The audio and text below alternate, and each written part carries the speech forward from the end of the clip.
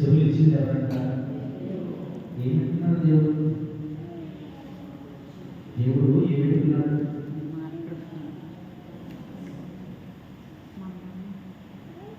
నువ్వైతే నేనైతే లోకంలో ఒక సామెత, చెడు వినడు, చెడు మాట్లాడటం, చెడు చూడడం. మరి దేవుడు ఏమిస్తున్నాడు చెప్పాలి. మరి దేవుడు ఏం చూస్తున్నాడు? అక్కడికి వచ్చిన మాత్రం దేవుడు ఏమిస్తున్నాడు, దేవుడు ఏం చూస్తున్నాడు? ఈ రాత్రి కాలశంలో మనం ఆలోచన చేయాలి. నీ ఆరాధన ఆయన వింటున్నాడు, నీ భక్తిని ఆయన చూస్తున్నాడు కదా, నీ ప్రార్థన ఆయన వింటున్నాడు, నీ ప్రవర్తన ఆయన చూస్తున్నాడు. దేవుని సన్నిధిలో ప్రవర్తన చూస్తున్నాడు. మరి బయటకు వెళ్ళిన తర్వాత ఏం చూస్తున్నాడు అని అంటే ఆయన మొదలైనది ఏదీ లేదు, అన్నీ చూస్తున్నాడు. ఏం చూస్తున్నాడా? అన్నీ చూస్తున్నాడు. మరి ఏమింటున్నాడు అంటే కనుక ఒకవేళ ఈయన భక్తి జీవితంలో మాకు వరకు ఆడుకోవడానికి చెవి వినకూడదని చెవులు చూస్తున్నారేమో కానీ ఈయన లెక్కలు తెరిచే దేవుడు ప్రతి ఒక్కటి సొంతంగా రాయడానికి ఈ నోటి మాటలు కూడా కదా. అదే దేవుడు మాట్లాడుతున్నాడు మనతోటి. నోరిచ్చిన వాడు వినుకుంటాడా? చెవులిచ్చిన వాడు వినుకుంటాడా? అడిగిచ్చిన వాడు చూడకుంటాడు. అంటే ఎవరి పర్సన్ ప్రతిదీ కూడా, ప్రతి వ్యక్తిని కూడా ఆయన అన్ని చూస్తున్నాడు, అన్ని వింటున్నాడు. చూసి వింటున్న దేవుడు ప్రతిఫలం ఇచ్చేవాడుగా కూడా నీ నోటి ఫలం నువ్వు అనుభవిస్తావు కదా. నువ్వు వేసిన తప్పులు నాకు తెలుసు అని యెషయా దేవుడు మాట్లాడుతున్నాడు. నీ సంతులు నాకు తెలుసు అని చెప్తూ, అంటే ఈ రాత్రికాలంలో ఈ ముందు పెట్టుకుంటే ఆయన ఆకాశమంతుల దేవుడే కాదు. నువ్వు మాట్లాడుతున్నప్పుడు నీ ప్రతి మాటన వింటున్నా లేదు. ఒకవేళ ఆకాశమంతుడే కదా ఆయన వినపడదు కదా అనుకుంటే లేదు. అందుకనే చెవిలిచ్చిన వాడు వినకుండా, కళ్ళిచ్చిన వాడు చూడకుండా. అంటే దేవుడు చూస్తాడులే అని తెలుసు. చెవిలిచ్చిన దేవుడు కూడా నీ మనసులో నీ మాట నోటికి రాకుండా అయితే తెలుసాడు. అందుకే నీ మాటలు జాగ్రత్తగా ఉండాలి. అందుకే ఆయన వింటున్నాడని ఆ వచనం ధర్మం చాలా నేర్చుకోవచ్చు. ఈరోజు నరుల ఆలోచనలు ఎవరికి తెలుసంట? మీ ఆలోచన యావత్తు కూడా ఆయనకు తెలుసు. ఆయన అంగీకారం అయిందనుకో దాన్ని సఫలీకృతం చేస్తాడు. నీ ఆలోచన ఆయన అంగీకారం అయిందనుకో అది సఫలీకృతం చేస్తాడు.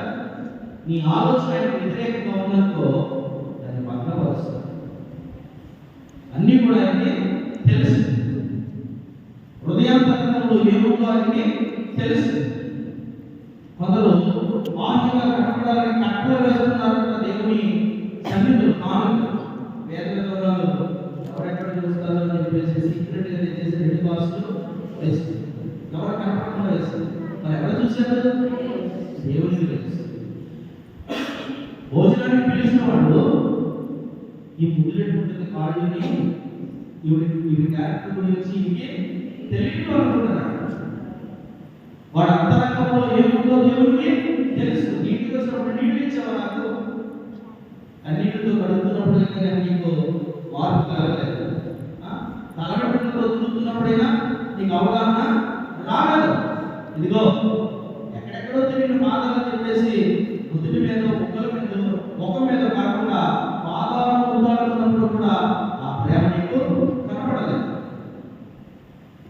అంటే దేవుడికి తెలుసు ఆవిడ అంతరంగంలో ఉన్న ఆ పాపం యావత్తు కూడా కన్నీళ్ళ రూపంలో ఒప్పుకుంటుంది కదా. అంతా తెలుసు. చూస్తున్నవాడు ఏం తెలుసు? ఆవిడ క్యారెక్టర్ తెలుసు.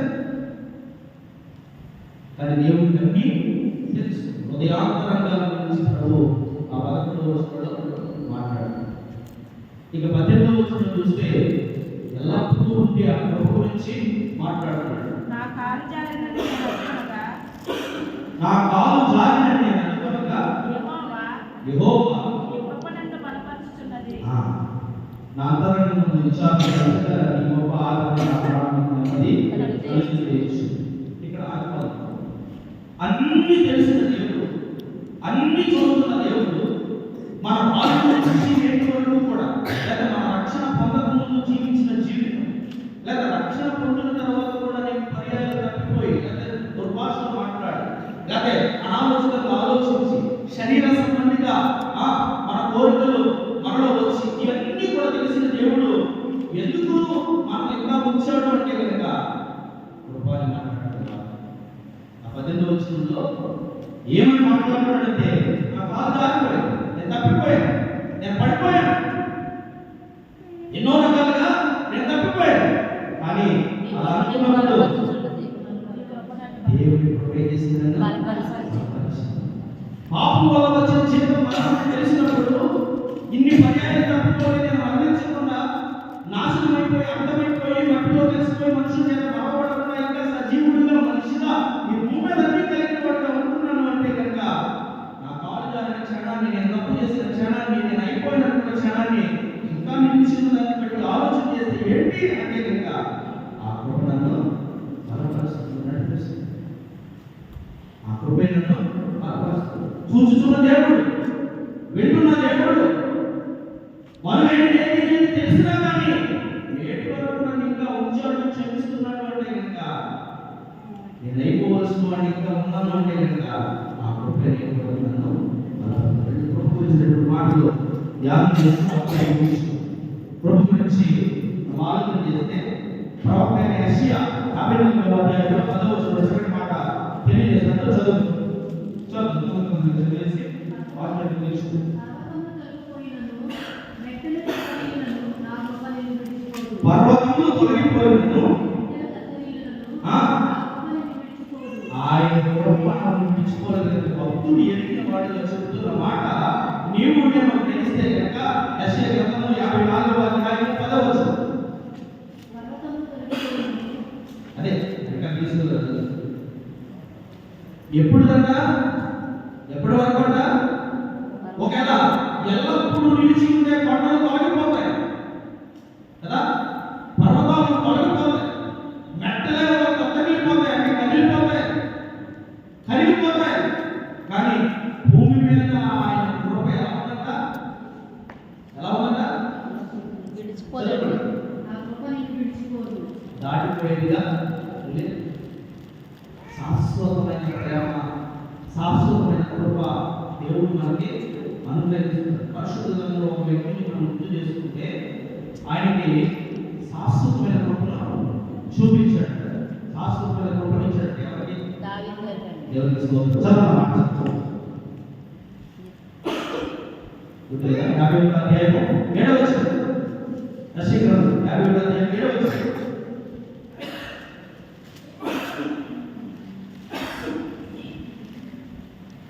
నీతి అనుసరించు వారులారా నా మాట వినుడి, నా బోధను హృదయమందుంచుకుని జనులారా ఆలకించుడి. మనుషులు పెట్టి నిందకు భయపడుకుడి, వారి దోషణ మాటలకు దిగులు పడుకుడి.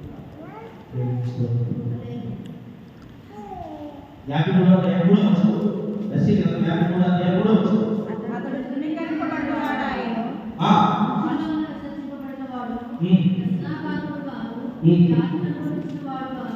మనుషులు చూడనల్లని వాడుగాను ఉండెను.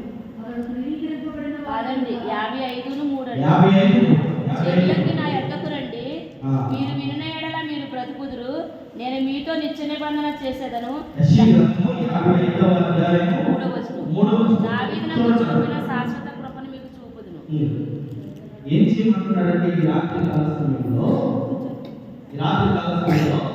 నాకు చెవులు ఉన్నాయి, నీ నోట నుంచి వచ్చిన ప్రతి మాట నేను వినగలిగే వాడిగా ఉన్నాను. ఇంకా చెప్పాలంటే నీ నోటిలో నీ మాట రాకముందే నాకు తెలుసు అన్న దేవుడు. నీకు కళ్ళిచ్చిన నేను నువ్వు చేస్తున్న ప్రతిదీ కూడా ఆకాశం నుంచి మందు లేకుండా కేటగా పెడుతున్నాను అని చెప్పిన దేవుడు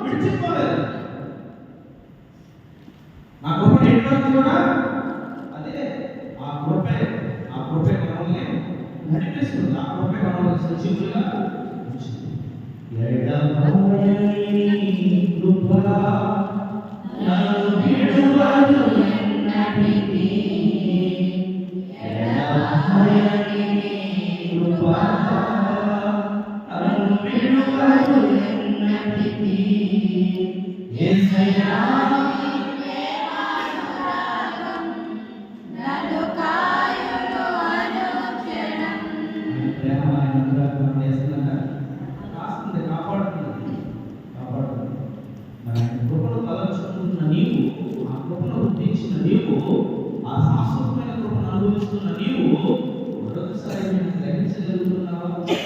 చెవులిచ్చిన దేవుడు నా ప్రతి మాటను వింటున్నాడని, కళ్ళిచ్చిన దేవుడు నేను చేసే ప్రతి క్రియను చూస్తున్నాడని గ్రహించగలిగితే కనుక ఆ కృపను నువ్వు కొనియాడకుండా, ఆ కృపను నువ్వు కీర్తించకుండా, ఆ కృపను నువ్వు పొగడకుండా ఉండాలి.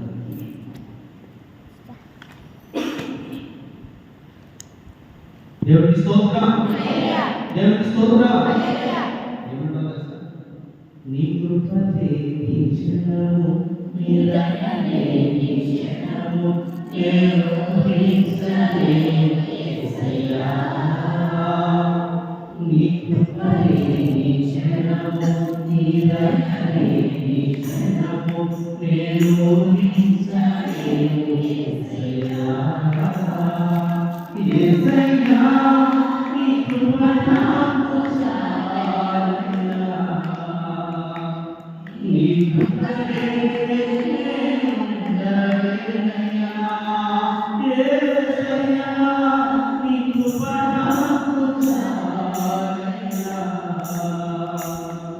నీ కృప లేనిదే ఉండలేనయ్యా. నీ కృప